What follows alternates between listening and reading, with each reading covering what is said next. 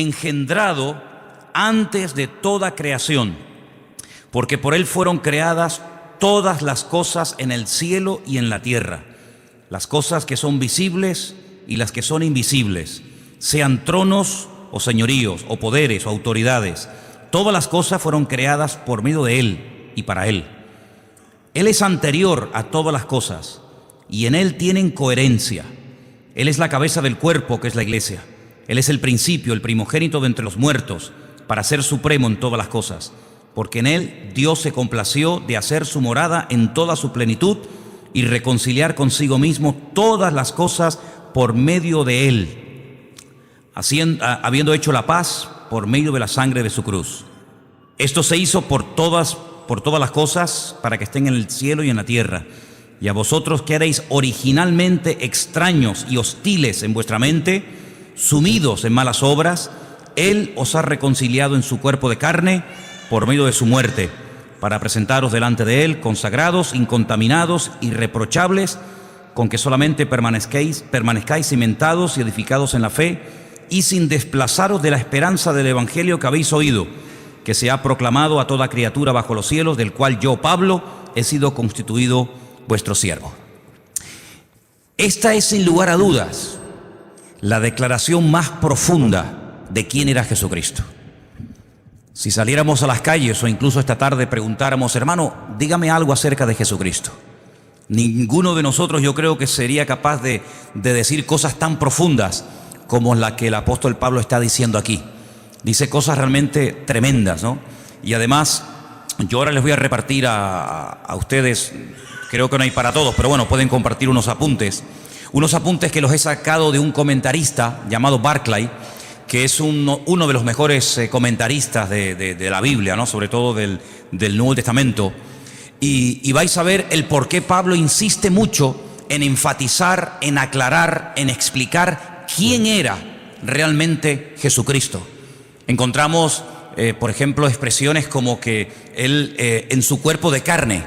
Y uno dice, bueno, se entiende que el cuerpo es de carne, ¿no? Pero ¿por qué Pablo dice que Cristo vino con cuerpo y dice con cuerpo de carne? Muchas veces cuando leemos la Biblia tenemos que ponerlos en el lugar y en el momento de la época para entender por qué los autores bíblicos, en este caso el apóstol Pablo, decía esas cosas. Y por qué era tan profundo y por qué trataba siempre de dejar bien claro, sin género de duda, quién era y quién no era el Señor Jesucristo. ¿A qué vino y a qué no vino? Entonces voy a pedir a, no sé, por ejemplo, a una cualquiera, tú misma, hermanita, tú y tal vez Juan Carlos, ¿me podéis? Mira, aquí tenéis unos apuntes, tenéis que compartirlos, porque no, evidentemente no hay para todos, pero podéis a lo mejor juntaros ahí 2 o 3, o en fin, entre vosotros, porque yo quiero que tengáis esto y que lo leáis tranquilamente, que lo leáis detenidamente en vuestras casas, porque no hay nada peor que estar creyendo en un Señor al cual sinceramente no conocemos. Yo creo con toda sinceridad que nosotros, no sé, por ignorancia, por falta de tiempo, no creo que por falta de interés, ni mucho menos, yo creo que no somos conscientes de a quién estamos sirviendo. Yo creo que aún no nos hacemos ni la más remota idea de quién era verdaderamente el Señor Jesucristo. A lo largo de la historia, se han dicho muchas barbaridades acerca de su persona, acerca de su obra. Por ejemplo, ha habido personas a lo largo de la historia que dijeron, y tenemos hoy en día una secta muy conocida que son los famosos Testigos de Jehová, que ellos proceden de una herejía del siglo I, que la comenzaron a decir los agnósticos y posteriormente Arrio, que decía que Jesucristo realmente no tenía un cuerpo exactamente igual como el nuestro. Incluso llegaron a decir que cuando Jesús caminaba no dejaba huellas en el camino. Era una especie como de espíritu que se podía ver, pero no era realmente un cuerpo, hablando claramente, de carne y hueso. Eso de que comía y tal, bueno, lo hacía un poco como para no llamar la atención, pero realmente su cuerpo no era un cuerpo como el que tú y yo tenemos hoy en día. Eso no es verdad. La Biblia nos enseña que Jesucristo tenía un cuerpo exactamente igual que el nuestro. Nació exactamente igual que cualquier ser humano. Tuvo una madre, tuvo un padre, comía, dormía, se cansaba, respiraba, tenía que beber agua. Podéis ver a Jesús en el camino cuando va para el norte y para en Samaria, le pide a una mujer un vaso de agua, lo vemos durmiendo cansado del camino, lo vemos descansando, en fin, un cuerpo exactamente igual. Pero en la figura, en la persona del Señor, es algo único e irrepetible. No ha habido ni habrá nadie que en el mismo tiempo estén, digamos, coexistiendo dos naturalezas, la humana y la divina. Vemos a Jesús capaz de perdonar pecados. Los fariseos se extrañaban y pensaban que blasfemaba porque decían, ¿quién puede perdonar pecados sino solo Dios? Yo creo que a estas alturas tenemos claro que el único que puede perdonar los pecados del ser humano, ¿quién es? Es Dios. Un hombre no tiene poder, según la Biblia, para perdonar los pecados a otra persona. Jesús lo hacía. ¿Se acuerdan el ejemplo? ¿Se acuerdan el momento y el lugar? Dice la Biblia que él estaba en una casa compartiendo la palabra. De repente le bajan del techo un paralítico descolgado por unos amigos, y cuando él lo ve, le dice, hijo, a ti te digo, tus pecados son perdonados. Después lo sanó, ¿verdad? Pero lo primero que hace es arreglarlo por dentro y después arreglarlo por fuera, ¿sí? Su parte espiritual y su parte física. Eso solamente lo puede hacer Dios, él lo hacía, ¿verdad? Romanos capítulo 9 dice que Jesucristo, además lo dice categóricamente, Jesucristo es Dios, así, sin género de duda. Jesucristo es Dios. Jesús decía, el que me ha visto a mí ha visto al Padre. Jesucristo decía, yo y el Padre somos uno. Así de claro. Jesucristo era capaz de hacer cosas que a los seres humanos no se nos ha permitido hacer, como por ejemplo caminar por encima de las aguas. ¿O hay alguien aquí entre ustedes que tiene ese poder? Sería interesante que lo pudieras, no sé, demostrar, ¿no? O sea, no, yo puedo caminar por encima de las aguas. Jesús lo podía hacer porque Él es el creador y Él tiene poder sobre la naturaleza, y no la naturaleza poder sobre el creador. Jesús era capaz de multiplicar con unos cuantos panes y unos cuantos peces. Él era capaz de multiplicar. Ese poder tú y yo no lo tenemos. Jesús era capaz de transformar elementos, no sé, convertir el agua en vino, y no convirtió el vino en agua porque no fue necesario, pero en un momento determinado Él convirtió dos elementos que no tienen nada que ver ni en olor, ni en sabor, ni en color, ni en gusto. Él lo hizo en décimas de segundo, convirtió el agua en vino, porque Él tiene poder para transformar. Es decir, lo que Él hacía, ningún profeta del Antiguo Testamento lo hizo. Y mira que en el Antiguo Testamento hubieron profetas que hicieron cosas tremendas. Dice la Escritura que los milagros que Moisés logró hacer a través de los muchos años que estuvo, digamos, dirigiendo el pueblo de Israel, dice que no ha habido ningún otro profeta que se levantara con tanto poder y con tanta autoridad como Moisés. Fue, digamos, el más grande de todos, pero Jesús lo superó, evidentemente, ¿no? Jesús llegó un día a decir que Él era antes de Abraham. Lo leía recientemente y le dijeron, pero si tú no tienes ni 50 años, ¿cómo es posible que tú hayas conocido a Abraham y que incluso te atrevas a decir que tú eres antes de la existencia del patriarca Abraham? Y dice, pues yo soy antes que Abraham. Juan lo define como el verbo, como la palabra encarnada, como la palabra humanada, la palabra hecha carne. Dice, en el principio era el verbo era con Dios y el verbo era Dios, ¿verdad? Entonces vemos al Señor Jesucristo con atributos divinos, capaz de perdonar pecados, caminar por encima de las aguas, transformar elementos, multiplicar panes y peces, etcétera, etcétera. Capaz de leer los pensamientos de la gente. Dice, ¿por qué caviláis contra mí en vuestros corazones? Sí, lo vemos en un cuerpo que come, que respira, que incluso murió, que tuvo que resucitar, que sudaba, que sangraba, etcétera, pero nunca dejó su divinidad. Evidentemente, como ser humano estaba tremendamente limitado. Ahora, ¿qué es lo que ocurre? En aquellos tiempos, y vamos a leer ahora un poquito, en aquellos tiempos los agnósticos decían que lo que tiene que ver con la materia, lo que tiene que ver con el cuerpo es malo, es negativo. Y por eso ellos incluso se flagelaban y se torturaban, porque decían que todo lo que tiene que ver con la materia, todo lo que tiene que ver con el cuerpo es malo. Los griegos llegaron a decir que la cárcel que encierra el alma es el cuerpo. Por eso muchos de ellos menospreciaban el cuerpo. Sin embargo, la Biblia dignifica el cuerpo del ser humano, tanto el del hombre como el de la mujer, evidentemente, ¿no? Llega incluso a declarar que el cuerpo físico, material del ser humano es el tabernáculo, es el templo donde Dios ha decidido vivir. Dios a lo largo de la historia decidió vivir en diferentes lugares. En un momento de la historia decidió vivir en una carpa, en un tabernáculo, en el desierto, portátil, ¿no? Que se levantaba y se volvía a montar rápidamente. Y Él decidió vivir como todo el pueblo. Ustedes viven en carpa, yo quiero otra para mí. Cuando el pueblo entra a la tierra prometida y pasan de ser peregrinos en el desierto y comienzan ya a construir sus casas, Él dice, constrúyame otra para mí, yo quiero poner mi gloria entre mi pueblo, ¿verdad? Pero ya no está ni en un tabernáculo, en una tienda de campaña portátil, ni en un templo. Pero dice, pero ahora yo estoy en cada uno de ustedes, porque ahora he decidido morar, he decidido vivir en los corazones de aquellos hombres y mujeres que han puesto su vida en mis manos. ¿Se dan cuenta? Entonces, lo que vamos a ver en esta tarde es muy interesante porque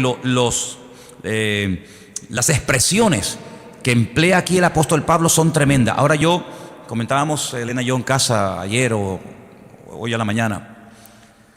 La Biblia es un libro tremendamente profundo, sin lugar a dudas, pero yo creo que no hay términos en nuestro idioma, por lo menos, lo suficientemente profundos como para aclarar quién verdaderamente era el Señor Jesucristo.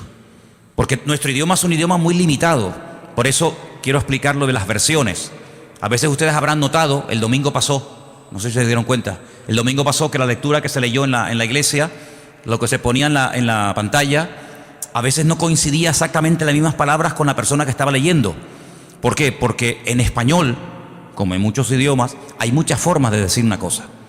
Entonces depende del autor, depende del traductor, podemos decir de una forma o podemos decir de otra forma. Estamos diciendo lo mismo, pero no habla igual un venezolano con colombiano, no habla igual un canario con catalán, no habla igual un boliviano que un argentino. O sea, hay diferentes expresiones, todos hablan el mismo idioma, pero cada pueblo, cada cultura, cada lugar, cada momento de la historia, pues tiene expresiones que van cambiando. El idioma no es algo muerto, el idioma es algo vivo, va cambiando de generación en generación. Cada cierto tiempo, pues la Real Academia Española tiene que introducir palabras y tiene que introducir términos que hoy en día son normales, pero que en la época de nuestros padres o de nuestros abuelos esas palabras ni existían. Es que ni existían, ni se sabía lo que era eso. Sin embargo, hoy en día hay que dar una definición, hay que dar una aclaración a palabras que se usan todos los días, pero que en aquellos tiempos, repito, ni existían. Entonces a veces hay que, entre comillas, inventar. Incluso a veces nosotros en nuestro idioma hemos adoptado palabras de otro idioma. En la informática ni te cuento. La informática está llena de términos que son ingleses, son términos que no son españoles, pero que de alguna manera ya forman parte de no sé, software. Tantas palabras, no vamos a estar ahora perdiendo el tiempo en eso, pero tantas palabras que todo el mundo o mucha gente sabe lo que significan, pero que sin embargo hasta hace pocos años la gente no entendía. Entonces por eso no es lo mismo coger una Biblia del siglo XIX que leer una Biblia del siglo XXI. El mensaje es el mismo, pero la forma de clarificar el mensaje evidentemente va cambiando y hay que adaptar el lenguaje a los tiempos, ¿no? Entonces cuando el apóstol Pablo decide escribir una carta a nuestros hermanos, a la iglesia local de los hermanos de Colosas, pues allí había unos problemas particulares que curiosamente a lo largo de la historia se han ido repitiendo. Entonces en los apuntes que ustedes han recibido en esta tarde, perdonen la letra tan pequeñita, yo sé que algunos dirán, madre mía, yo esto no lo veo. Es que lo quise hacer grande y mira cómo salían los folios, salían unos folios enormes. Entonces, si quieren sigan la lectura. El resto de los comentarios de este capítulo, del versículo 15 al 23, está todo aplicado aquí. No tiren estos apuntes, léanlo frecuentemente, porque hay expresiones que necesitamos saber qué es lo que realmente quiso decir el autor. Solamente me quiero parar en algo, y es que a Jesús se le llama, por ejemplo, en el versículo 15, ¿qué dice el versículo 15 en vuestra versión? ¿Lo podéis ver ahí un momentito? Colosenses 1:15, ¿qué dice? Leerlo juntos en altavoz, por favor.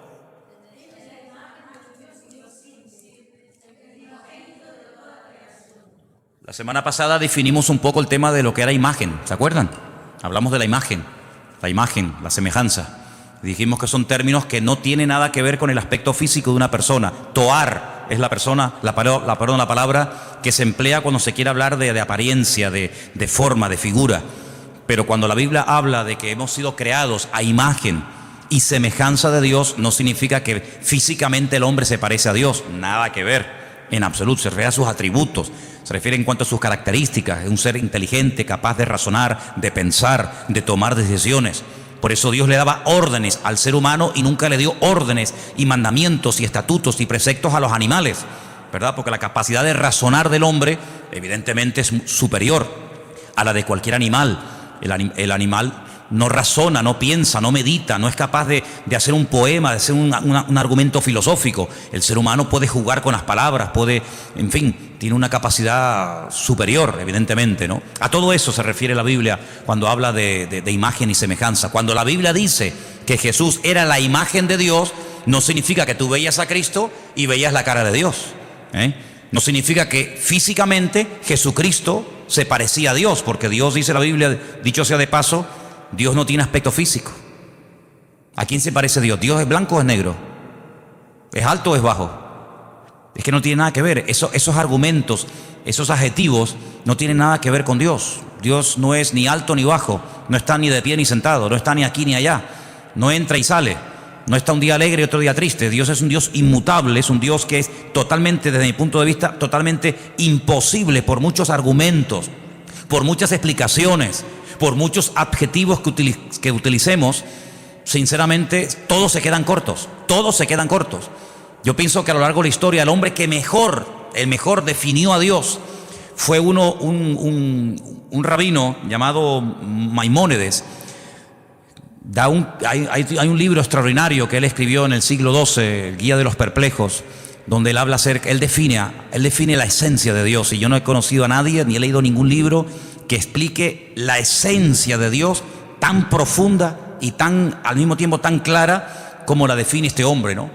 Él, por ejemplo, dice que Dios no tiene peso ni medida, Dios no tiene forma ni figura, Dios no es un Dios que se puede comparar con atributos humanos. Pero claro, algunos dirán, pero la Biblia habla de los ojos de Dios, la Biblia habla de la mano de Dios, la Biblia habla de la espalda de Dios, dice que a Moisés le vio la espalda a Dios, la Biblia habla de la boca de Dios.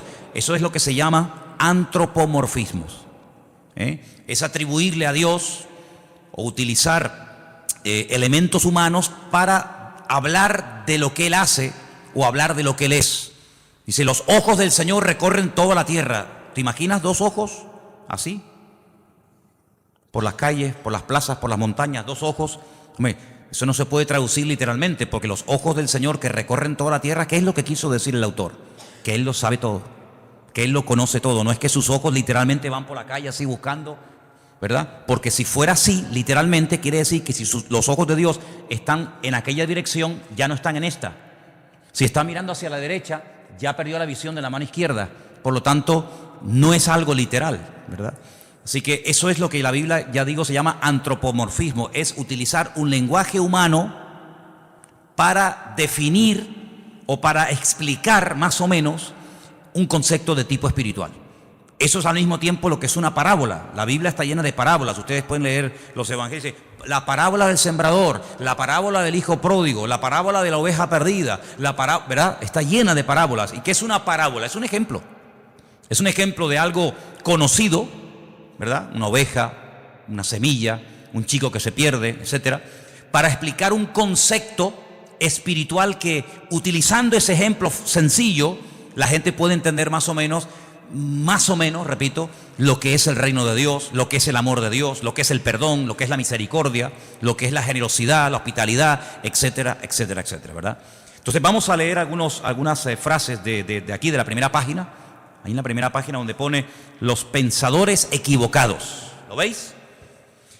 Disculpen que todos no tengan los apuntes, pero después, si queréis, podemos hacer fotocopias, porque es muy bueno que todos tengan estos apuntes y los leas y los repases, porque tenemos que profundizar y crecer en nuestro conocimiento de Dios. Dice así: uno de los hechos de la mentalidad humana es que uno no piensa más de lo que se ve obligado a pensar.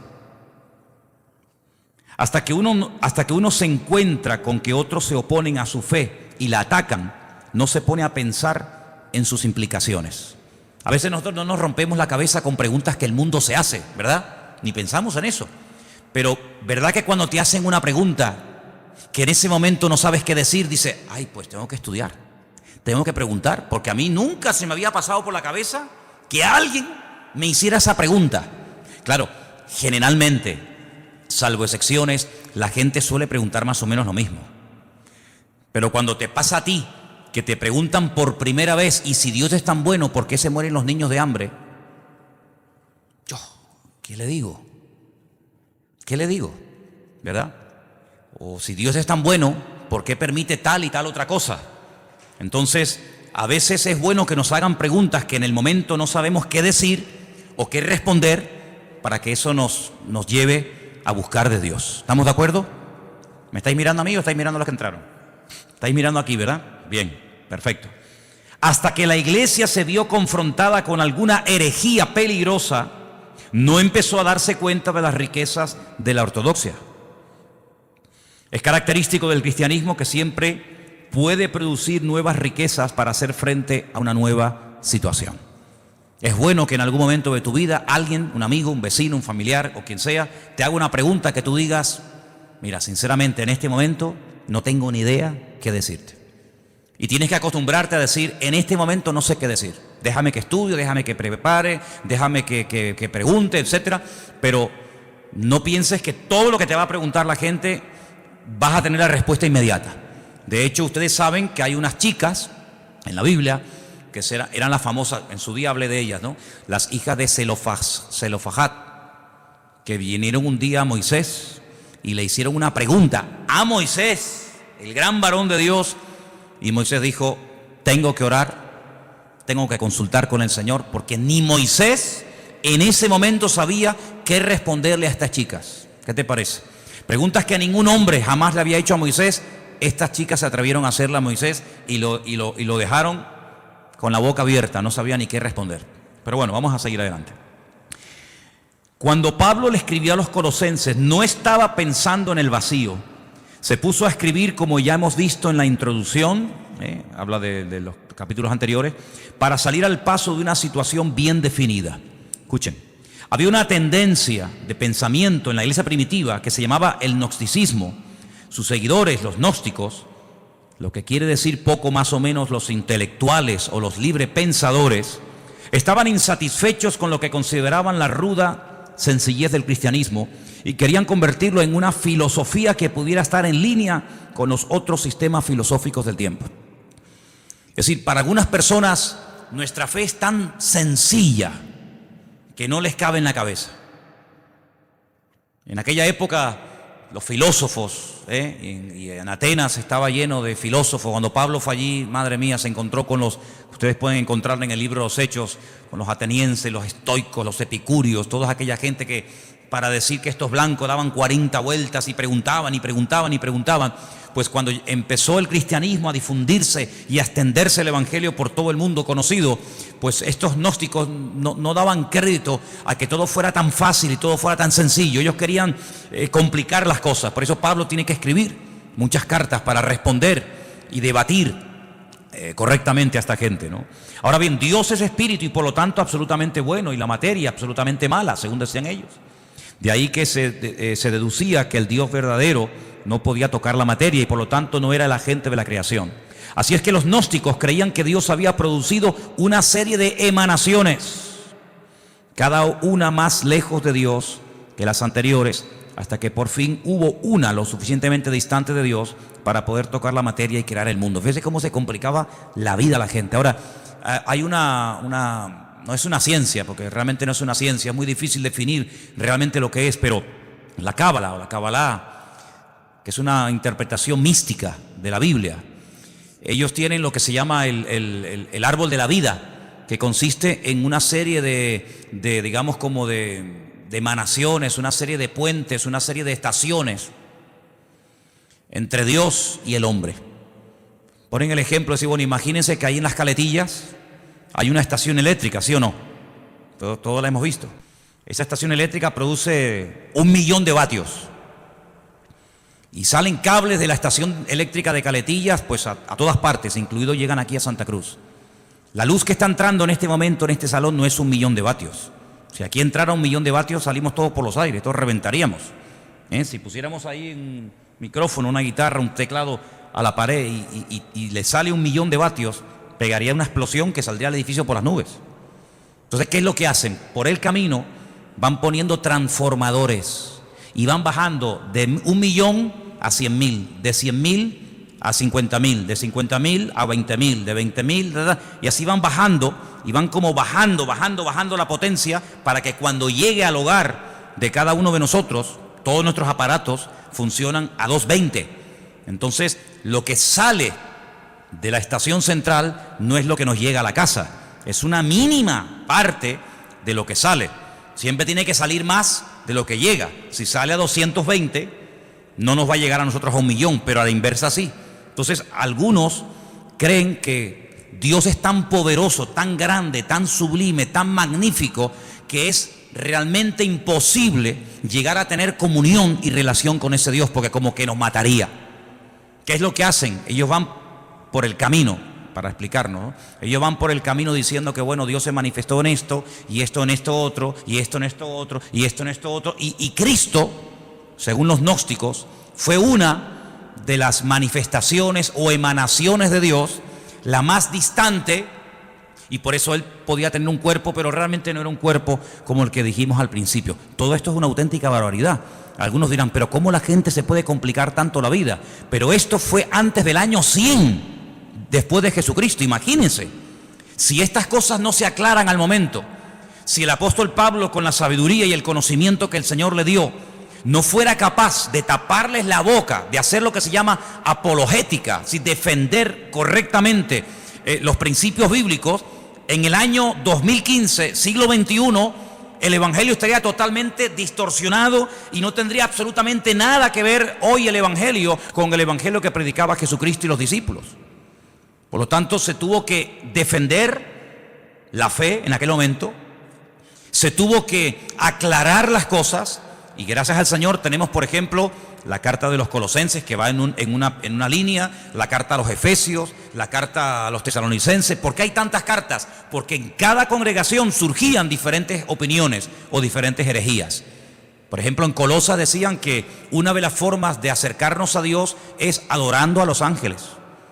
Ya parece que se ha ido a la moda, pero hubieron unos años, aquí en Canarias por lo menos, en los que en algunas farolas se veía pegados unos papelitos donde daban cursos para que la gente pudiera contactar con su ángel particular, y ese ángel le llevara a Dios, y de esa manera no ir directamente a Dios porque es demasiado poderoso, pero a través de un ángel como que se baja la intensidad.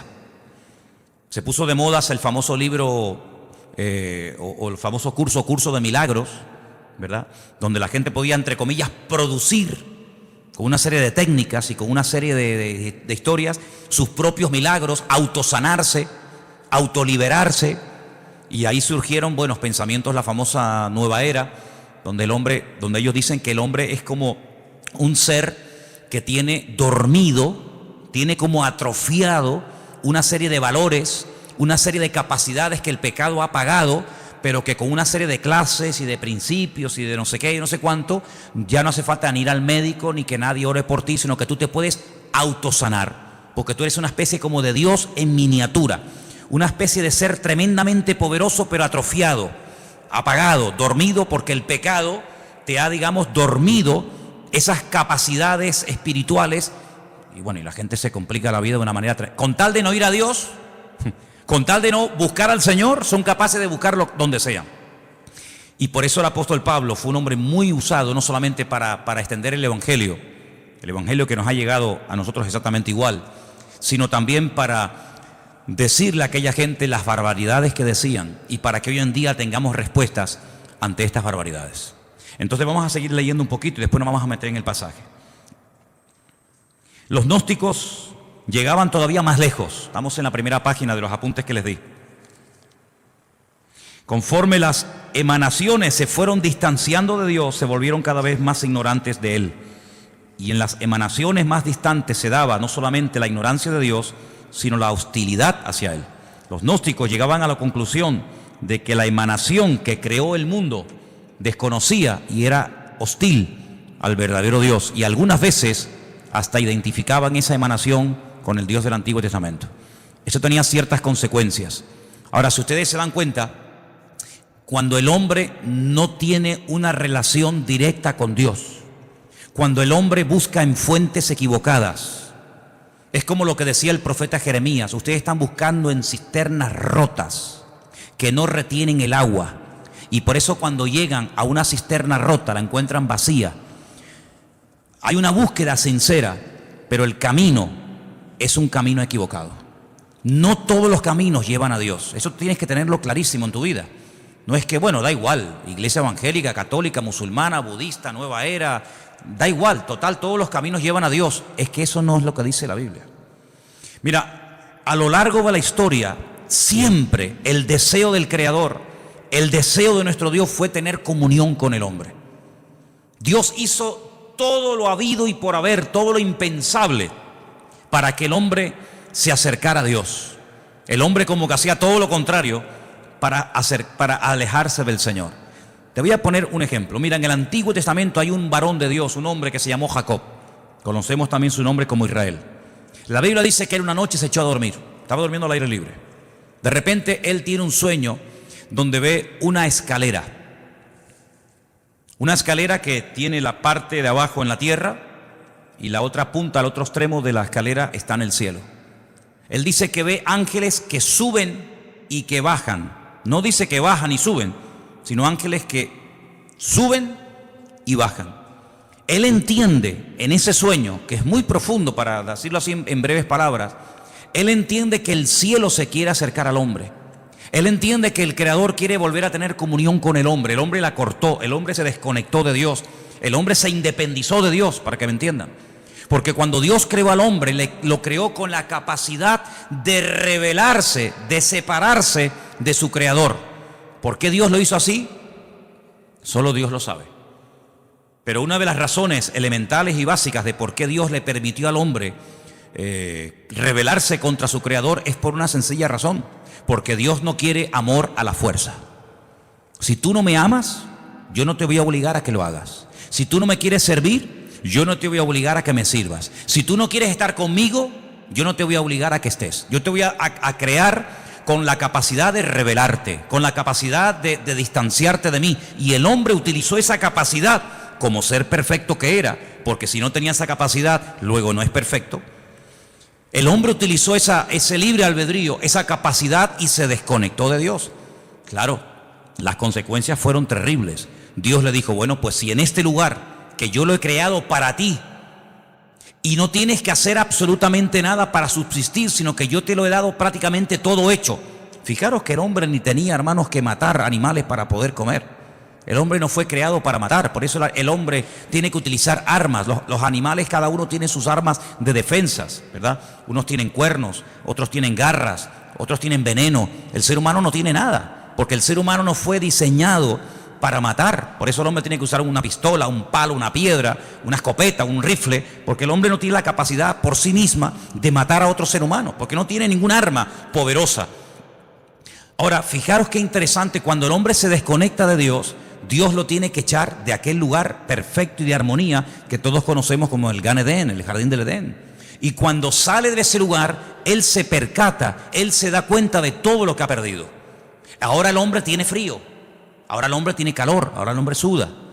Sudar significa perder humedad, con la capacidad de poder deshidratarte. La mujer comienza a sentir dolores.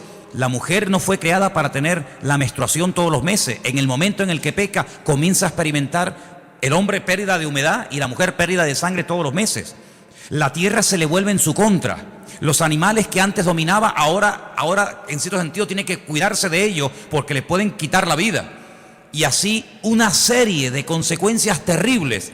Pero a pesar de eso, Dios no se desentendió de la raza humana. Dios no dijo: bueno, ustedes no quieren estar conmigo, ahí se quedan. Sino que el hombre sigue, permítame la expresión, detrás del hombre, buscando al hombre. Les habla a través de Noé, pasan de Noé. Les habla a través de Abraham, pasan de Abraham. Les habla a través de José, pasan de José. Les habla a través de la ley de Moisés, pasan de la ley de Moisés. Y así a lo largo de la historia, hasta que personalmente Él se humana, Él se encarna y viene, dice, y habitó entre nosotros y vimos su gloria.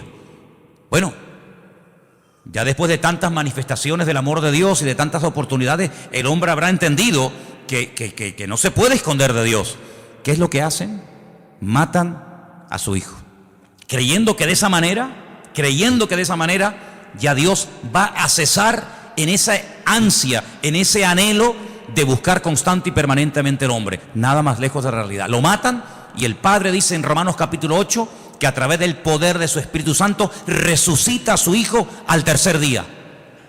Luego la muerte no acabó con Cristo, la muerte fue el inicio de una etapa nueva, donde ahora ya no va a estar bajo la ley de un antiguo pacto, sino la ley de un nuevo pacto. Vienen los apóstoles, vienen los discípulos, vienen los padres de la iglesia a lo largo de la historia, siglos y siglos y siglos y siglos. Dios continuamente buscando al hombre. El hombre inventando todo tipo de excusas, todo tipo de herejías, todo tipo de barbaridades, que si él no murió, que si él se desmayó, que si María Magdalena se equivocó de tumba, que si los discípulos robaron el cuerpo, que si se equivocó de no sé qué, que si no tenía cuerpo, que si no tenía espíritu, una detrás de otra. Pero sin embargo Dios, en el anhelo y en el deseo de buscar al hombre, hoy en día sigue tocando y llamando a la puerta de los corazones. ¿Para qué? Para tener comunión, para tener relación contigo y tú con Él. Y de esa manera poder descubrir el propósito de tu existencia. Y no pasar por esta vida sin saber qué hago, a qué me dedico, a dónde voy. Sino que sepas en todo momento por qué el Señor permitió que tú nacieras y que tú existieras y que tú estuvieras en este planeta un periodo muy corto de tiempo, muy corto, porque la vida es algo tremendamente efímero, algo tremendamente corto, que pasa así, y cuando te das cuenta, ¡fum!, se te fueron tus 80, tus 90 años. Pero el objetivo no es vivir en esta tierra por la eternidad, sino prepararnos para retornar al Creador y tener este tiempo como una especie de escuela, de preparación para lo que realmente es la vida verdadera, que es la vida eterna en la presencia del Señor. ¿Te das cuenta? Entonces el diablo ha intentado por todos los medios habidos y por haber cegar, que la ignorancia sea la tónica habitual del ser humano, que no lea la Biblia, que no se acerque a Dios, que se acerque a otras cosas, que tenga todo tipo de experiencias y de sensaciones, menos la búsqueda sincera y genuina de buscar a Dios. Pero vemos en la palabra de Dios que el hombre sigue y sigue y sigue y sigue rebelándose contra el Creador, pero todos aquellos que le reconocieron les dio el derecho de tener un título que solamente llegó a tener un pueblo en la tierra, y es la de ser llamados hijos de Dios. ¿Cuántos dicen amén? Así que ya Dios no podía hacer nada más.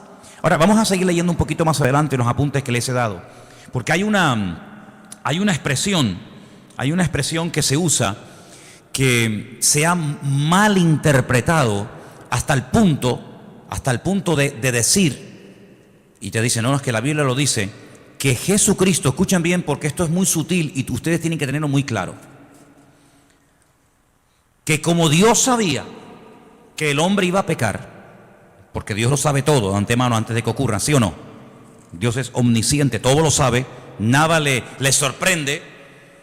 Ya Dios había creado en un principio, antes de la creación del universo, a Jesucristo, y lo tenía como preparado, lo tenía como reservado, para que cuando el hombre pecara, como nada podía redimir al hombre del pecado, sino solamente a través de la sangre incontaminada y limpia y pura del Señor, pues ya Él lo tenía preparado desde antes de la fundación del mundo para que muriera por nosotros. ¿No se pueden ustedes imaginar la cantidad de gente que cree eso? Que Jesucristo es el Salvador, que murió por nosotros, que resucitó en una cruz, que Él ascendió a la diestra de Dios Padre, que volverá, que reinará, todo eso, pero con algo muy sutil, y es que dicen que Jesucristo no es Dios, sino que Jesucristo es un ser creado. Eso significa, como una vez un señor vino aquí y lo tuve que expulsar de la iglesia, porque eso es una auténtica herejía, que si Dios creó a un arcángel que luego se rebeló contra el Señor y que conocemos hoy en día con el nombre de Satanás, que en un principio no era Satanás sino Luzbel, ¿verdad? Ese lucero, significa que si Dios lo creó a él y creó también a Jesús, hay un parentesco, porque son hijos del mismo Padre, tanto uno como otro, y ahí no le permití que siguiera adelante, sino dijo, no, lamento mucho, si usted cree en eso, si usted cree que estos dos son hermanos, esto se acabó. Hasta ahí no le permitimos. Y lo tuvimos que decir que se fuera. Pero él estaba totalmente convencido que así como Adán y Eva tuvieron un hijo bueno y un hijo malo, uno llamado Caín y otro llamado Abel. Dios también tuvo un hijo bueno llamado Jesucristo y tuvo un hijo malo llamado Satanás. Fíjate tú las barbaridades a las que llega la gente, ¿no? ¿Y de dónde sacaba eso? Del versículo 15, donde dice que él fue el primogénito de la creación. Amigo. Pero fijaros qué interesante, porque un poquito más abajo, en el versículo 18, vuelve a aparecer la palabra primogénito. Versículo 18 dice, Él es la cabeza del cuerpo, que es la iglesia. Él es el principio, ¿el qué? ¿Primogénito de qué? De entre los muertos. Mira, mi pregunta es, ¿Jesucristo fue realmente la primera persona en la historia que resucitó? ¿Sí o no? ¿Sí? No sé, ustedes sabrán, yo estoy preguntándole a ustedes. ¿La primera persona que resucitó fue Lázaro? ¿Sí? No sé, ustedes sabrán. No, porque yo he leído el Antiguo Testamento y he visto que, por ejemplo, Elías resucitó a una persona en el Antiguo Testamento. Entonces hay gente que resucitó antes de Lázaro, y antes de la viuda de Naín, y antes de aquella chica a la cual el Señor le dijo, Talita cumi, a niña, a ti te digo, levántate y anda. Luego, tanto en el Antiguo como en el Nuevo Testamento, hay personas que resucitaron antes de Jesucristo. ¿Por qué dice que Él es el primogénito de entre los muertos? No es el primogénito de entre los muertos en el sentido de que Él no fue el primero en resucitar. Luego, si la palabra primogénito entre los muertos no significa, y esto quiero que lo dejemos bien claro, si la palabra primogénito entre los muertos no significa que Él fue el primero en resucitar, si volvemos al versículo 15, la palabra primogénito de toda la creación tampoco puede significar que Él fue el primero en ser creado. ¿Sí o no? Miren, cuando uno interpreta la Biblia, y aquí dimos en su época una clase de hermenéutica, hace mucho tiempo que se grabó y no se pueden imaginar hasta el día de hoy, cada día prácticamente, recibimos correos en la iglesia de gente de todo el mundo que han visto ese curso de hermenéutica que yo en mi vida me pensé que iba a ser tan seguido y de tanta utilidad para tanta y tanta gente. Se llama así, curso de hermenéutica. Lo tienen ahí ustedes en YouTube, en la Biblia, que lo grabamos aquí. Una de las reglas de la hermenéutica es una ciencia que se enseña en las escuelas bíblicas, en los seminarios, para ayudarte a interpretar correctamente los textos bíblicos. Si usted no puede interpretar la Biblia a su manera, usted no puede interpretar la Biblia desde un punto de vista únicamente judío, únicamente evangélico, únicamente católico, ateo, no. Tiene que interpretar la Biblia según unos parámetros, según unos principios generales e universales, para que usted no saque conclusiones equivocadas. Por ejemplo, cuando estudiamos, no me voy del tema, pero quiero dejar bien claro esto, porque hay gente aquí que está empezando a venir a la iglesia, y hay gente aquí que lleva años en la iglesia, y a todos ustedes tienen que tener bien claro que todos leemos la misma Biblia, pero lógicamente una persona que está empezando a leer la Biblia por primera vez en su vida no tiene a lo mejor el conocimiento, la base que tiene una persona que lleva toda la vida leyendo la palabra de Dios, que ha oído un montón de estudios, que ha hecho cursos, etcétera, etcétera. Tiene unas bases, ¿verdad?, para interpretar la Biblia completamente diferente. ¿Sí o no? Cuando usted empieza a leer la Biblia, pues si la empieza a leer por el Apocalipsis, usted no se va a enterar de nada. Pero si usted ha hecho cursos, usted ha escuchado lo que es el Apocalipsis, lo que significan los caballos, los colores, los números, cuando usted lo lea, usted va a disfrutar de la lectura de ese bendito libro. Pero si usted no sabe, usted no se va a enterar de nada. Es así, pero es que yo no entiendo la Biblia. Por eso hay gente que a veces dice, mira, yo he leído la Biblia y no la entiendo. Hombre, claro, si llevamos a un niño el primer día a la escuela y le van a enseñar a multiplicar y a dividir, el niño probablemente no va a querer ir más, porque se va a aburrir. Pero el niño aprende jugando. El niño aprende disfrutando con los colores, con el trencito, con las canciones, y así va aprendiendo, ¿verdad?, de una forma sencilla y progresiva y gradual. Cuando vamos a la palabra de Dios, nos encontramos que hay expresiones que no se pueden interpretar literalmente. Una de ellas es la que estamos viendo. Jesucristo es, porque él está diciendo, Jesucristo es esto, Jesucristo es esto, Jesucristo es esto y esto. Y una de las cosas que Pablo dice que es Jesucristo es el primogénito de entre los muertos. Pero ya les acabo de mostrar que él no fue la primera persona en la vida, en la historia, que resucitó. Por lo tanto, no puede significar el primogénito de entre los muertos, no puede traducirse como, él fue el primero que resucitó. No. Jesucristo no fue el primero en resucitar. Mira, Lázaro, no resucitó Jesucristo a Lázaro. Si Cristo resucitó a Lázaro, ya Cristo no fue el primero en resucitar, sería en todo caso Lázaro. Bien, por la misma regla de tres, si usted empieza a interpretar unos textos y usted se encuentra la misma expresión, pero versículos antes, como por ejemplo en el versículo 15, dice primogénito de la creación. Bueno, pues primogénito de la creación significa que él fue el primer ser creado. No lo puede traducir así. Vamos a leer según este comentario, según los apuntes que ustedes tienen ahí, qué puede significar esta expresión y después la vamos a clarificar. Estamos casi al final de la página 2, página 766, donde pone lo que Jesucristo es en sí mismo. ¿Lo veis? Aquí abajo. En este pasaje, Pablo dice dos cosas importantes acerca de Jesús. Ambas en respuesta a aquella gente de los gnósticos de aquella época. Los gnósticos habían dicho que Jesús no era más que uno entre muchos intermediarios y que por muy glorioso que fuera, era solo una revelación parcial de Dios. Pablo dice que Jesucristo es la imagen del Dios invisible. Colosenses 1:15. Usa aquí una palabra y una figura que despertaría toda clase de memorias en las mentes de los primeros lectores. La palabra eikon en griego e imagen en su traducción correcta. Ahora bien, como señala este autor, una imagen puede ser dos cosas que se confunden entre sí. Puede ser una representación, pero una representación, si es lo bastante perfecta, puede ser también una manifestación. Cuando Pablo usa estas palabras, establece que Jesús es la perfecta manifestación de Dios. Para comprender cómo es Dios, tenemos que mirar a Jesús. Yo le digo a la gente, ¿usted quiere conocer a Dios? ¿Quiere saber cómo piensa, cómo siente, cómo es Dios? Tienes que conocer a Jesús. A Dios llegamos a través de Cristo.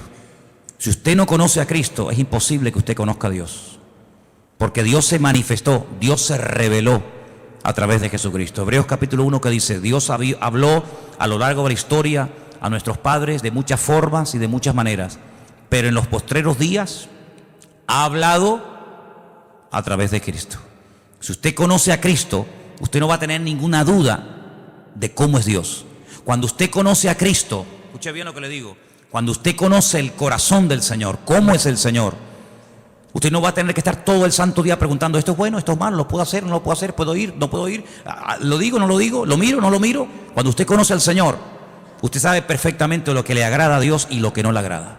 Usted no va a tener que tener un perro policía todos los días a su alrededor para decirle, no, eso no se hace, no, eso no se dice, no, eso no se toca, no vayas para acá, no vayas para allá. Eso al principio está bien, pero llega un momento en el que tú ya conoces tanto al Señor, que tú ya sabes hasta lo que le gusta al Señor. ¿Quiénes son las personas que necesitan todo el día una sombra? ¿Quiénes son las personas que necesitan todo el día una persona que le diga, no, eso está mal? Las personas que no conocen a Dios. Cuando tú conoces al Señor, ya no hace falta que estén todo el santo día detrás tuyo, porque tú ya sabes, porque el Señor que mora en ti da testimonio a tu espíritu de lo que está bien y de lo que está mal. Los que están empezando y los que llevamos ya tiempo en las cosas del Señor, podemos decir por experiencia que hay momentos, desde que hemos comenzado a conocer o a interesarnos en conocer al Señor, hay momentos en los que sin nadie decirnos nada, cosas que habíamos hecho durante toda la vida, ahora resulta que las vas a hacer y tú dices, no sé, me siento raro, ya no me gusta. Cosas que antes te volvían loco, ahora dice, ya no tienen para mí ningún atractivo. ¿No te ha pasado eso? Dime la verdad. Amigo, porque el espíritu que tienes dentro de ti tira hacia las cosas del Señor y hay como como una alarma que te dice, eso no está bien. Nadie lo sabe, nadie te ha visto, pero el Señor que mora en ti ya comienza a hablarte. Si tú esa voz la cultivas, no la apagas, no la ignoras, sino si tú esa voz, esa sensación, por decirlo así, tú le prestas atención cada día, tú vas a ser más sensible a lo que tienes que ser y nada sensible a lo que no tienes que ser sensible. ¿Cuál es el problema del ser humano en reglas generales? Que a veces somos tremendamente sensibles en cosas que nos tenían que dar lo mismo. Y a lo que deberíamos de ser verdaderamente sensibles, no lo somos. Y yo creo que uno de los peores pecados que podemos cometer los creyentes, los que ya hemos conocido al Señor, es perder la sensibilidad espiritual. Porque cuando uno pierde la sensibilidad espiritual, un término que aparece en la Biblia es que llegamos a cauterizar la conciencia. Si ya pecas y no te sientes mal. Y eso es terrible. Eso es terrible. El temor de Dios, el respeto a Dios, dice la Biblia que es el principio de la sabiduría. Cuando tú comienzas a darte cuenta de que ese pecado, que para ti no era pecado, para ti era normal, porque lo has hecho toda la vida, pero ahora dice, oye, ¿y yo por qué ahora, cuando voy a fumarme un porro, o cuando voy a ver una película pornográfica, o cuando voy a mentir, o cuando voy a robar, o cuando voy a no sé qué, o a no sé cuánto, ¿por qué yo ahora me siento mal y antes no me sentía mal? Porque estás cambiando. Por eso, porque estás cambiando. ¿Y quién es el que te está cambiando? El que vive dentro de ti.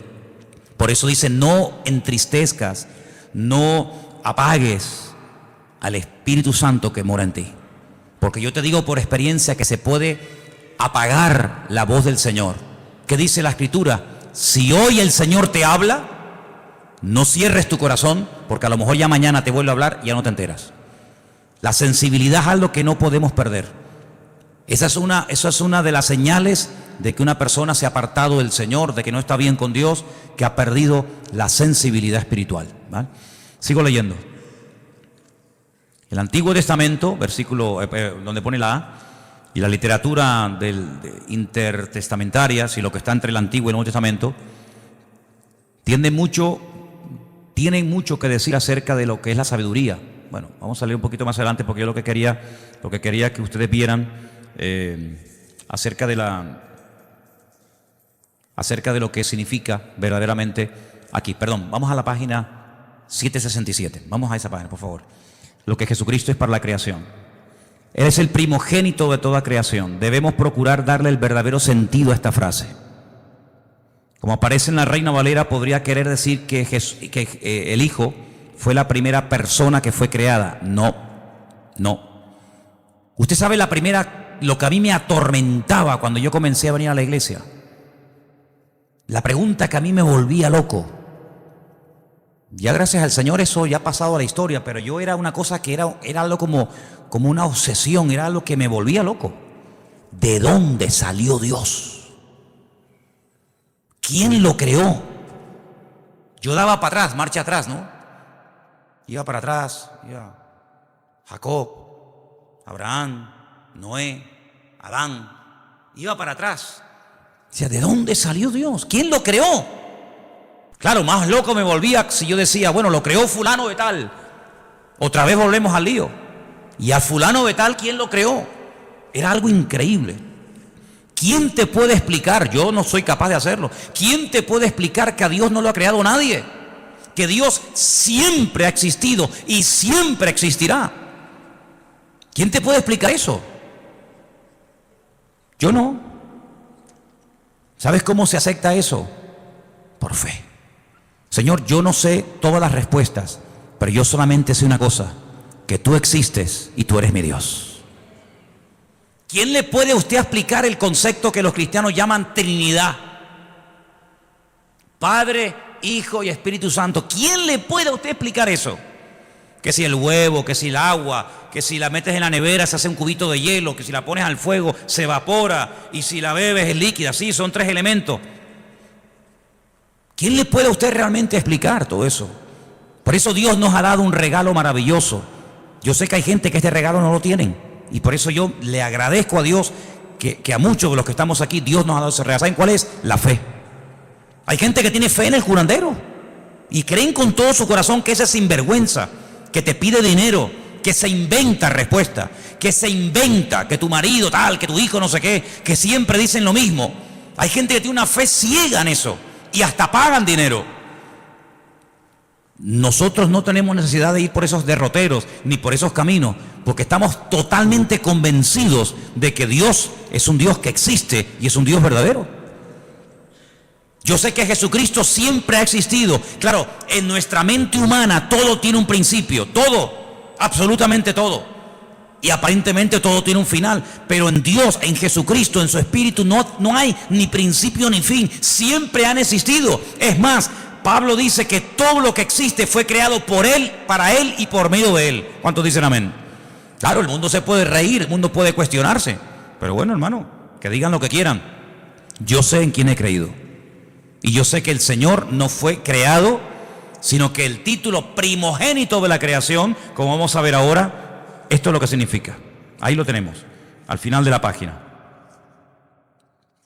El primogénito de toda creación, perdón, estamos aquí. Debemos procurar darle el verdadero sentido. Como aparece en la Reina Valera, podría creer o querer decir que el Hijo fue la primera persona que fue creada, pero en el pensamiento hebreo y griego, la palabra primogénito, que está ahí entre paréntesis, no tiene más que un sentido temporal muy indirecto. Hay que notar dos cosas. Primogénito es muy corrientemente un título de honor. Israel, por ejemplo, en Éxodo 4:22, como nación se le llama el primogénito, el Hijo de Dios. Lo que quiere decir es que la nación de Israel es el Hijo de Dios más favorecido. Segundo, debemos notar que primogénito es el título del Mesías. Ahí pueden leerlo en casa. Salmo 89:27. Según lo interpretan los mismos judíos, la promesa en relación con el Mesías. Es decir, la palabra primogénito es un título. La palabra primogénito en la figura de Cristo no significa que Él fue lo primero que Dios el Padre creó, lo primero que Dios el Padre hizo, sino es un título de honor, de reconocimiento, como diciendo que antes de Él no ha habido nada y después de Él no habrá absolutamente nada.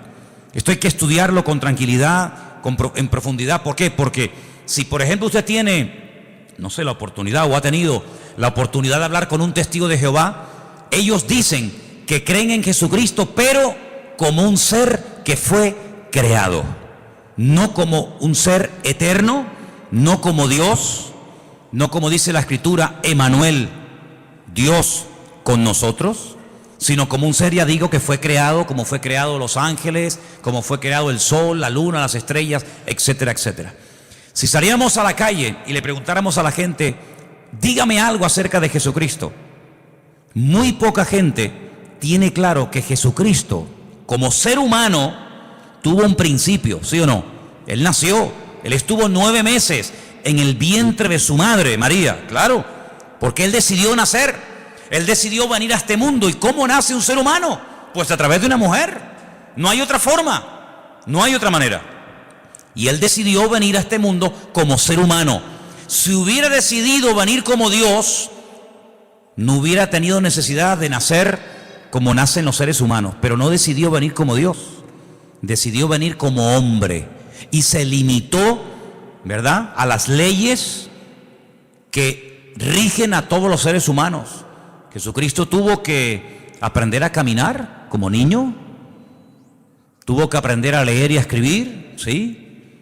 Tuvo que someterse a sus padres, dice la Biblia que Él se sometió a sus padres y les obedecía.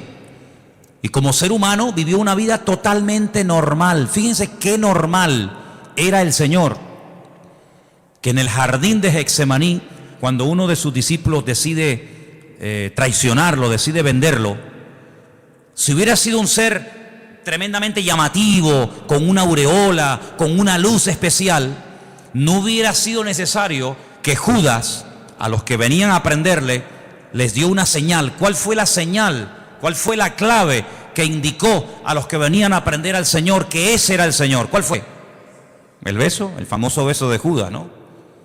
Podía haber dicho, mira, el más alto, el más guapetón, aquel que tiene una luz blanca que le sigue a todas partes, aquel que está siempre rodeado de ángeles, aquel que levita y no toca con los pies el suelo, sino que va así, como volando, ¿no? No, era tan normal, que hasta Judas tuvo que decir, tengo que darle un beso, porque pasa desapercibido. delante de todas las personas. Porque el atractivo realmente del Señor no era el aspecto físico, sino era la esencia de lo que Él era y de lo que Él verdaderamente había venido a hacer a este mundo. Y nosotros tenemos que profundizar en nuestro conocimiento del Señor.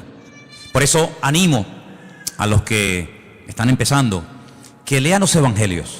Tenemos 4. ¿Cómo se llaman? Mateo, Marcos, Lucas y Juan. Ahí ustedes van a encontrar cómo hablaba, cómo reaccionaba cuando lo criticaban, cómo pensaba, cómo se movía en medio de sus enemigos, cómo trataba a los niños, a las mujeres, cómo trataba a sus discípulos, cómo era intolerante frente al pecado, pero tremendamente misericordioso y compasivo ante gente que había caído, pero que les daba la oportunidad de rehacer su vida. Y ahí en los evangelios encuentras a Cristo como ser humano, pero también como un Dios perfecto, humanado, limitado entre nosotros, pero que nos amó tanto que se dejó matar. Ahora, el concepto tal vez más profundo de lo que Él es, el concepto más maravilloso de todos los que rodean a Dios, podemos decir que Dios es santo, ¿sí? Podemos decir que Dios es justo, podemos decir que Dios es bueno, en fin, podemos decir un montón de cosas, ¿sí o no? Pero el concepto del amor de Dios, ¿tú lo entiendes? Es impresionante, ¿no? Porque generalmente los seres humanos tenemos la tendencia, me imagino que ustedes también, de seleccionar, ¿no? Cuando tú dices, bueno, hay ¿cuántos? 100. Como que dentro de esos 100 hay un pequeño grupo más cercano a ti y los otros sí están ahí, pero ¿qué te parece? Sin embargo, el Señor no tiene favoritos. Eso ya es una cosa que nos llama la atención. Dios no tiene favoritos. Dios no dice, este sí, este no, este me gusta y este no me gusta. Es un Dios que ama al pecador, ¿sí o no? Ama al pecador, pero no ama, aborrece el pecado que cometen los pecadores. ¿Sí? Son dos cosas distintas. Él ama a todo el mundo por igual. Y son cosas que no nos caben en la cabeza. Porque ahora, por ejemplo, se está hablando mucho de este chico que huyó al extranjero, que mató a 2 jóvenes en la península, ¿no? Imagínate que ese chico viene a España, lo condenan y tiene que cumplir 15, 20, 30 años, en fin, lo que le toque. Imagínate que mañana va a esa cárcel un pastor, un hermano, una hermana, le habla del Señor. El chico reconoce la barbaridad que ha hecho, se arrepiente, pide perdón al Señor. Mi pregunta es, ¿Dios perdonaría a esta persona? ¿Sí o no? Delante de los hombres es un asesino. Tiene que estar ahí hasta que se pudra, ¿no? Hasta que cumpla la condena. Pero si esa persona le pide perdón a Dios, esa persona nos la vamos a encontrar el día de mañana en el cielo, en la presencia del Señor. ¿Quién entiende eso? ¿Quién entiende eso? Nadie. Pero así es el corazón de Dios. Es una cosa increíble. El peor asesino, lo peor de la humanidad, si se arrepiente y verdaderamente quiere cambiar, Dios lo perdona, Dios le da otra oportunidad, y aunque delante de los hombres nunca lo van a perdonar y será toda la vida el fulano, el asesino, el criminal o lo que sea, delante de Dios puede llegar a tener el título de hijo o de hija de Dios. De hecho, ha habido casos en la historia de personas, en Estados Unidos, en algunos lugares existe la pena de muerte, personas que estaban condenados a muerte por la justicia de los hombres, pero sin embargo se arrepintieron y le pidieron perdón al Señor, y como le dijo aquel ladrón en la cruz, condenado a muerte por el Imperio Romano, porque se lo merecía. De hecho, él dijo, nosotros padecemos justamente, yo no me quejo, si yo me merezco esto y peor, pero yo te pido que a pesar de lo malo y de lo ruin que he sido, que tú te acuerdes de mí cuando vengas en tu reino. Y el Señor podía haber dicho, pues hijo, lo siento mucho, yo no te puedo perdonar porque tú has sido esto y esto. Sin embargo, ¿qué dijo el Señor? Hoy estarás conmigo en el paraíso. Amigo, el concepto del amor de Dios es lo que más me impacta de nuestro Dios. Porque si él es el primogénito de la creación, la imagen de Dios, el camino, la verdad y la vida, todo está muy bonito. Pero a mí lo que me cautivó y lo que me transformó la vida fue entender que Dios a mí me había amado de tal manera que fue capaz de mandar a su hijo para que lo mataran en una cruz, simplemente por amor. ¿Qué te parece? Así que el apóstol Pablo intenta taparle la boca a los gnósticos de la época. a lo largo de su ministerio tuvo muchas luchas con los religiosos, con los fanáticos, con los que metían o intentaban meter falsas doctrinas en las congregaciones. Pero lo que nos tiene que quedar bien claro en esta tarde a todos y a cada uno de los que estamos aquí es que Dios a nosotros nos ama tal y como somos. Aunque nunca cambiáramos, ¿sí o no? Aunque nunca cambiáramos, aunque nos muriéramos así como somos hoy, el Señor en este momento a cada uno de nosotros nos ama, y cada vez que le pedimos perdón al Señor de corazón y de verdad, el Señor siempre perdona. Hace unos días estaba en televisión y como una novedad, como una cosa, como que hubieran bajado extraterrestres del planeta X y vinieran a este mundo y dijeran, oye, que han venido unos extraterrestres, como una cosa del otro mundo. Daban la noticia en todos los medios de comunicación de las últimas declaraciones del Papa, que si una mujer que abortó, ¿no dijo más o menos así? Verdaderamente de todo corazón pide perdón a Dios, que hay que perdonarla. Y lo contaron, y yo digo, pero mira, si eso lo sé yo hace 30 y pico de años cuando me convertí a Cristo. Sinceramente, a lo mejor para usted, señora, o para usted, caballero, será una cosa de decir, oye, que cómo estamos cambiando, qué cosa tan tremenda. Pero miren, ¿sabes qué? Es que yo conozco al Señor, no me hace falta que don Francisco diga semejante cosa, porque ya mi Dios en su palabra me ha dicho que el que viene a mí, yo no le echo fuera.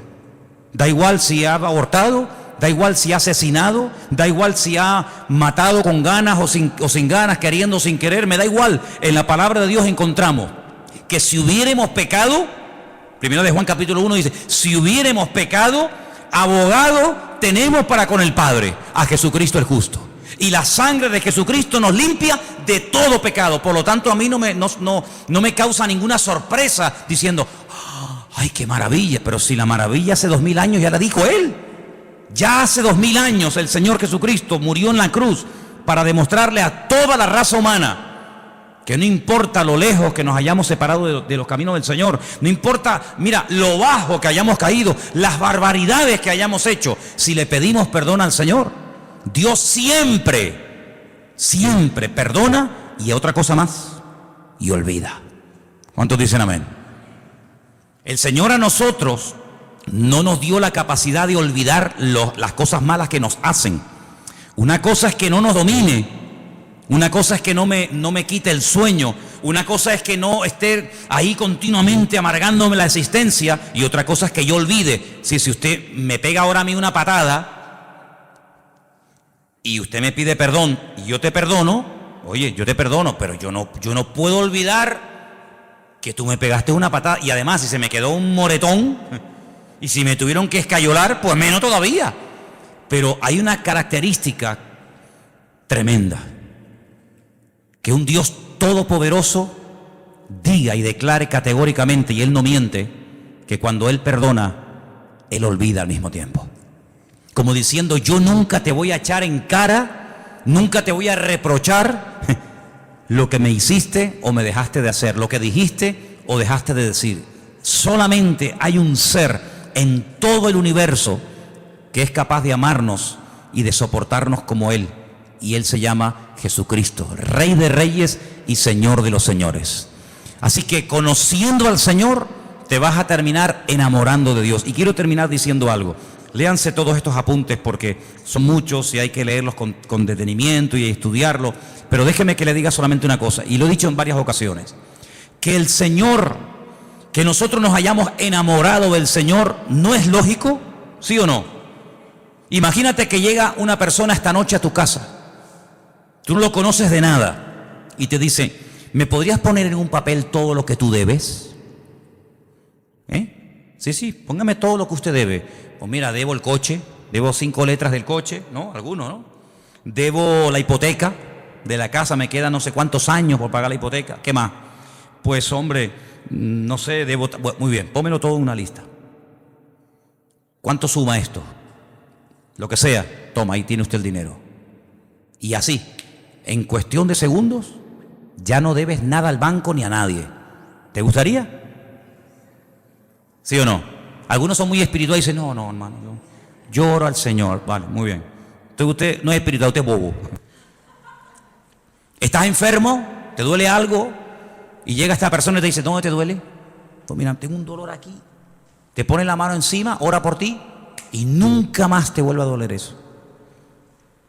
Oye, ¿tú no le tomarías aprecio a esa persona? Lógico.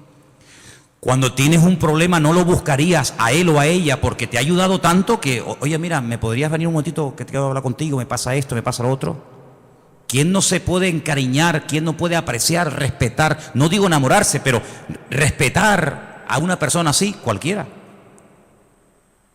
Bueno, pues en cierto sentido, eso es lo que el Señor hace continuamente con nosotros. Nos sana, nos fortalece, nos levanta cuando caemos, nos anima.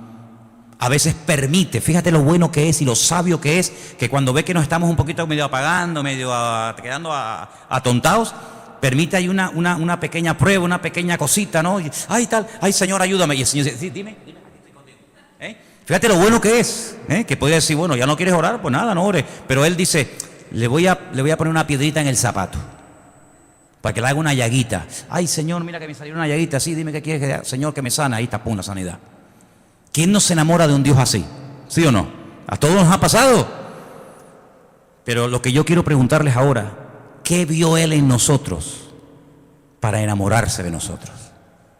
Porque ¿cómo no me voy a enamorar de un Dios que tiene estas y más características, cualquiera? Pero ¿qué vio el Señor en ti y en mí?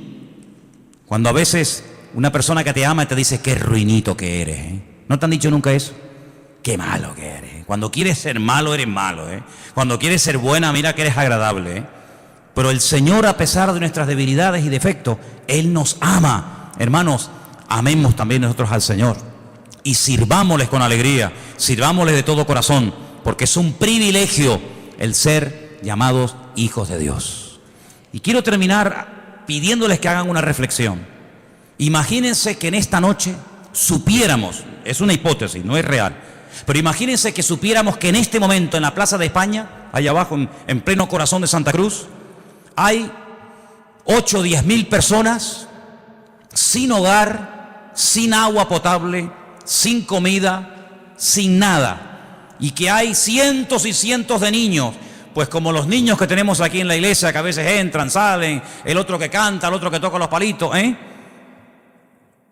Bueno, pues eso es lo que está pasando en este momento en Europa, donde hay miles y miles, millones de personas huyendo de países que están totalmente destrozados. Y yo me preguntaba hoy, digo, Señor, si nosotros al salir del culto en esta noche, sabiendo esa situación, no se nos ablanda el corazón, entonces que nosotros nos hemos convertido, sin darnos cuenta, en creyentes tremendamente teóricos. Me contaba Priscila ayer que miles de familias en una pequeña isla llamada Islandia se han ofrecido a las autoridades del país, al gobierno de dicho país, para dar acogida en su casa a personas que no tienen nada, que han huido con lo puesto y que no tienen nada. Yo me preguntaba, ¿será que lo que llamamos el estado del bienestar, no lo llaman así a cómo se vive en Europa, el estado del bienestar? ¿No será que el hecho de que nadie nos haya perseguido nunca, porque a nosotros no nos ha perseguido nunca nadie? A ningún hermano nuestro lo han torturado en una cárcel, lo han crucificado, a nadie. Lo más que nos han dicho es un insulto, lo que sea, ¿No será que todo eso, sin darnos cuenta, se nos ha vuelto en nuestra contra? Y nos hemos hecho tremendamente cómodos e insensibles ante el dolor ajeno. Pues están en Hungría, hermano, están allí en Hungría, están en Grecia, están tan lejos. Pero yo pregunto, ¿seríamos capaces? Y me pregunto yo también estoy metido en el ajo.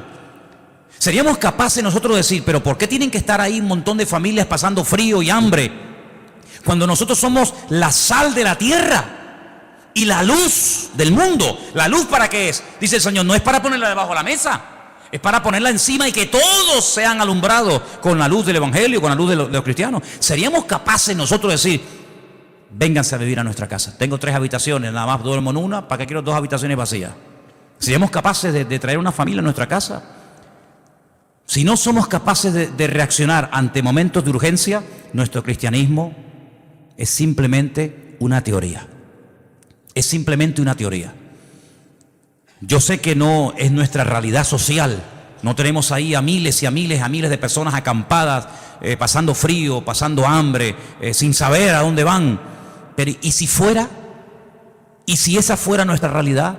¿Seríamos capaces de dar la bienvenida, la acogida, para que se quedaran un montón de gente durmiendo aquí en la iglesia o en nuestra iglesia del Puerto de la Cruz? ¿Seríamos capaces? ¿Seríamos capaces de llevarnos a un matrimonio, con hijos o sin hijos, a vivir a nuestra casa y demostrarles el amor cristiano, pero no con palabras y con canciones, sino con hechos? Y en verdad, ¿seríamos capaces? Yo me preguntaba todo eso en estos días, porque dicen que desde la Segunda Guerra Mundial, la catástrofe humanitaria más terrible es esta que se está viviendo hoy en día, donde miles y miles, y Dios está poniendo a prueba, y yo lo siento así, Dios está poniendo a prueba el cristianismo de Europa. Yo creo que Europa entró en una decadencia espiritual, pero el Señor le está dando a Europa la posibilidad de volver a ser avivada, pero no tanto por la predicación teórica del Evangelio, sino por la predicación y el ejemplo práctico del Evangelio. Yo creo que esta es una oportunidad para que Europa se levante de las cenizas. Yo creo que esta es una oportunidad para que la iglesia en Alemania, en Hungría, en Italia, en España, que ha estado dormida durante generaciones, vuelva otra vez a levantarse y a decirle al mundo: aquí estamos nosotros los cristianos. Aquí estamos nosotros para demostrarle a la gente lo que es hospitalidad, para demostrarle al mundo lo que es amor. No, pero es que la mayoría son musulmanes y no es precisamente a los musulmanes o a quien sea a quien tenemos que demostrarle el amor de Dios, porque la Biblia dice que si saludamos a los que nos saludan, ¿qué mérito tenemos? Si amamos a los que nos aman, ¿dónde estará la recompensa? El Señor nos dice que tenemos que hacer por lo demás lo que nos gustaría que los demás nos hicieran a nosotros. ¿Cuántos dicen amén? ¿Qué les parece la reflexión? Yo creo que todos somos, unos más y otros menos, muchas veces egoístas. Pero esta es una prueba que el Señor está permitiendo que venga a este suelo, a este continente, para que nos demos cuenta si esos países tan prósperos son prósperos solamente porque tienen o son prósperos porque son países solidarios, países de amor. Y yo les voy a decir algo, hermanos, y lo digo de verdad con todo mi corazón: el pueblo más hospitalario del mundo no es el pueblo evangélico. El pueblo más hospitalario de la tierra no es el pueblo cristiano. ¿Sabéis quién es el pueblo más hospitalario de la tierra? El mundo musulmán. El musulmán copió esta buena característica de su padre, de Abraham. Y el musulmán es hospitalario, se deleita y se goza de tener forasteros, de tener extraños en su casa. Lo mamaron desde la cuna y es algo que lo llevan en la sangre, y es una bendición que ese pueblo tiene, aunque sean tal vez de otras posturas, de otra creencia. Así que, hermanos, todas estas enseñanzas nos tienen que llevar a un cristianismo práctico. Si yo salgo de aquí, me voy a mi casa y que cada uno se busque la vida, nuestro cristianismo probablemente no es el cristianismo de la Biblia. Será otro tipo de cristianismo que se ha practicado durante siglos, pero el cristianismo es abrir la casa al necesitado. El cristianismo es compartir la camisa que nos sobra con el necesitado. El cristianismo es ser solidario con la persona que lo necesita. Y la regla de oro dice: no le hagas a los demás lo que no te gustaría que te hicieran a ti, o más bien hazle a los demás lo que te gustaría que te hicieran a ti. Yo creo que la prueba también nos llegará a nosotros, ¿sabes? Creo que en algún momento nos tocará a nosotros pasar por el tamiz, pasar por la balanza de Dios, y ahí se demostrará, en estos últimos tiempos se demostrará quién es y quién no es. Quién verdaderamente era creyente para salir de sus problemas, para que consiguiera trabajo, para que todo le fuera bien, o quién ha entendido verdaderamente el Evangelio y ese principio, y termino, que más bienaventurado es dar que recibir. ¿Cuántos dicen amén? Cierra tus ojos ahí donde estás. Y todas estas preguntas, hermanos, nos las tenemos que hacer. Todas estas preguntas. El tiempo en el que estamos viviendo no es un tiempo fácil, es un tiempo de prueba, es un tiempo donde Dios está viendo cómo va a reaccionar su pueblo. Y es la iglesia, no las naciones, no los gobiernos, la iglesia, la que tiene que tomar autoridad. Y la que tiene que levantarse ahora en pie de guerra y decirle al mundo: aquí estamos los cristianos. con los brazos abiertos, dispuestos a bendecir al mundo, dispuestos a ayudar al que verdaderamente está buscando ayuda desesperadamente. Y hay miles, millones y millones de personas totalmente desesperadas que huyen con lo opuesto. Y qué bueno sería que se encontraran con miles de creyentes que les demostraran que el amor de Dios no es teoría, es práctica. Aleluya. Señor, te damos gracias en esta tarde por todo lo que tú eres, por todo lo que tú representas para cada uno de nosotros. Te pedimos, Señor, que tú nos ayudes a manifestar tu amor de una forma práctica, de una forma visible y real. Señor, hemos creído y creído en cosas durante años, pero ha llegado la hora y el momento de demostrar verdaderamente nuestro interés, nuestro amor, nuestro apoyo al mundo necesitado y a tu obra. Te pido en el nombre de Jesús que tú nos ayudes a entender el mensaje que tú estás lanzando a la humanidad, que tu iglesia no esté dormida ni apagada, que la luz brille ahora, más que nunca, porque es ahora el momento de brillar, es ahora el momento de decirle al mundo, aquí está la iglesia, que ha estado dormida durante años, pero se levanta en pie de guerra en el nombre del Señor, y le dice al mundo, mirad a nuestro Dios, mirad a nuestro Dios, cuánto nos ama, que nos da el privilegio de poder servir al mundo, porque tú viniste a servir y no a ser servido. Ayúdanos, Señor, a conocerte, a descubrirte cada día. Y gracias por todo lo que tú eres. No tenemos palabras para describir todo lo que tú eres, todo lo que tú representas. Tu esencia es imposible con palabras humanas poder describirla. No hay concepto, no hay adjetivo lo suficientemente amplio como para poder definirte, Señor. Pero solamente nos queremos, Señor, agarrar a la verdad de que tú eres amor. Ese amor que prevalezca en nosotros, ese amor que reina en la iglesia y ese amor que nunca se vaya de nuestras vidas. Gracias te damos por esta palabra, por este estudio en esta tarde. Seguimos en tu presencia en el bendito nombre de Jesús.